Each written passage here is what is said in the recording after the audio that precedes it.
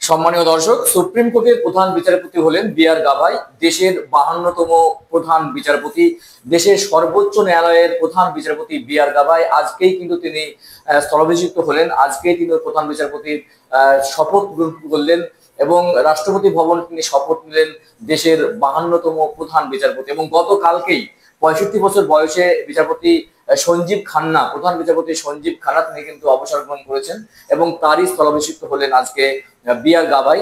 তো তার ব্যক্তিগত জীবন সম্পর্কে অবশ্যই আমরা জেনে নেব যে তিনি তার ব্যক্তিগত জীবন কেমন ছিল এবং বি আর গাভাই সম্পর্কে বিস্তারিত আপডেট কিন্তু রয়েছে আজকের ভিডিওতে। ভিডিও শুরু করার আগে ছোট্ট একটা রিকোয়েস্ট, চ্যানেলে প্রথম হয়ে থাকলে অবশ্যই চ্যানেলটি সাবস্ক্রাইব করে পাশের ঘন্টাটি বাজিয়ে রাখবেন এই ধরনের লেটেস্ট এবং কারেন্ট আপডেট সবার আগে পাওয়ার জন্য, এবং বেশি বেশি করে লাইক এবং শেয়ার করতে একদম ভুলবেন না। চলুন দেখে নেই যে আমাদের দেশের গর্ব, আমাদের দেশের প্রধান বিচারপতি বি আর গাভাইয়ের ব্যক্তিগত জীবন সম্পর্কে চলুন জেনে নেই। যখন বলা হচ্ছে যে দেশের 52তম প্রধান বিচারপতি হিসেবে শপথ গ্রহণ করলেন বিচারপতি ভূষণ রামকৃষ্ণ গাভাই অর্থাৎ বি আর গাভাই, আজ বুধবার রাষ্ট্রপতি ভবনে সংক্ষিপ্ত অনুষ্ঠানে রাষ্ট্রপতি দ্রৌপদী মুর্মু তাকে এই মর্মে শপথ বাক্য পাঠ করান এবং গতকাল 65 বছর বয়সে অবসর নেন সুপ্রিম কোর্টের প্রধান বিচারপতি সঞ্জীব খান্না।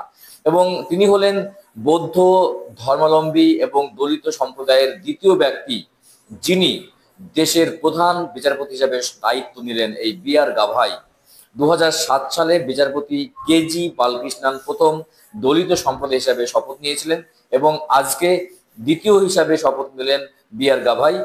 এতদিন সুপ্রিম কোর্টের প্রধান বিচারপতির দায়িত্ব নেওয়ার আগে তিনি স্পষ্ট করে দিয়েছিলেন যে অবসরের পর আর কোনো নতুন পদ বা দায়িত্ব তিনি গ্রহণ করবেন না। প্রখ্যাত রাজনীতিক আর এস গাভাইয়ের পুত্র বিচারপতি গাভাইকে তার ভবিষ্যৎ পরিকল্পনা এবং রাজনীতিতে যোগ দেওয়ার ব্যাপারে প্রশ্ন করা হলে তিনি বলেন, আমার কোনো রাজনৈতিক উচ্চাকাঙ্ক্ষা নেই, আমি অবসর পরবর্তী কোনো দায়িত্ব বা পদ গ্রহণ না করার সিদ্ধান্ত নিয়েছি। 1960 সালের আমরা জেনে নেব প্রধান বিচারপতি বি আর গাভাইয়ের পারিবারিক পরিস্থিতি। 1960 সালের 24 নভেম্বর মহারাষ্ট্রের অমরাবতী গ্রামে জন্ম বিচারপতি ভূষণ রামকৃষ্ণ গাভাই অর্থাৎ বি আর গাভাইয়ের। তিনি এখনো বছরে 3 বার তার গ্রামে যেতে ভালোবাসেন, বিশেষ করে তার প্রয়াত পিতার জন্ম ও মৃত্যুবার্ষিকী এবং গ্রামের বার্ষিক মেলার সময়ে। বিচারপতি গাভাই ডক্টর বি আর আম্বেদকরের আদর্শ প্রচারে গভীরভাবে নিযুক্ত একটি পরিবারের সদস্য। তার পিতা আর এস গাভাই বিশিষ্ট আম্বেদকরবাদী এবং প্রাক্তন সংসদ সদস্য ছিলেন। তিনি বিহার কেরলের রাজ্যপালও ছিলেন। এবার জেনে নেব বিচারপতি গাভাইয়ের কর্মজীবন। 16 মার্চ সালটা ছিল 1985। তিনি যোগদান করেছিলেন বিচারপতি গাভাই বারে। এরপর বম্বে হাইকোর্ট, তারপর নাগপুর বেঞ্চ দীর্ঘ সময় কাজ করেন।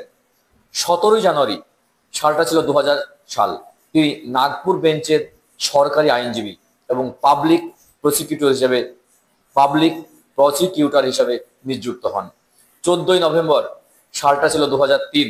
তিনি হাইকোর্টের অতিরিক্ত বিচার হিসেবে উন্নীত হন এবং 2005 সালের নভেম্বরে বম্বে হাইকোর্টের স্থায়ী বিচারপতি হন। এরপর বিচারপতি গাভাই 24 মে 2019 সাল সুপ্রিম কোর্টের বিচারক হিসেবে উন্নীত হন। বিগত 6 বছরে তিনি সাংবিধানিক এবং প্রশাসনিক আইন, দেওয়ানি আইন, ফৌজদারি আইন, বাণিজ্যিক বিরোধ, সালিসি আইন, বিদ্যুৎ আইন, শিক্ষা সংক্রান্ত বিষয়, পরিবেশ আইন সহ বিভিন্ন বিষয়ের সঙ্গে সম্পর্কিত প্রায় 7টি বেঞ্চের অংশ ছিলেন। বিচারপতি গাভাই 23 নভেম্বর 2025 সালে অবসর গ্রহণ করবেন। এটাই কিন্তু বলা হচ্ছে, 23 নভেম্বর 2025 সালে অবসর গ্রহণ করবেন। বিচারপতি বি আর গাভাইয়ের সংক্ষিপ্ত পারিবারিক এবং তার ব্যক্তিগত জীবন, কর্মজীবন নিয়ে আলোচনা করছিলাম। এতক্ষণ স্থলাভিষিক্ত হলেন বিচারপতি বি আর গাভাই, দেশের সর্বোচ্চ ন্যায়ালয়ের প্রধান বিচারপতি, দেশের প্রধান বিচারপতি। গুরুত্বপূর্ণ আপডেট ছিল আজকের ভিডিওতে। চলুন দেখা হচ্ছে নেক্সট ভিডিওতে। ভালো থাকবেন, সুস্থ থাকবেন। অসংখ্য অসংখ্য ধন্যবাদ।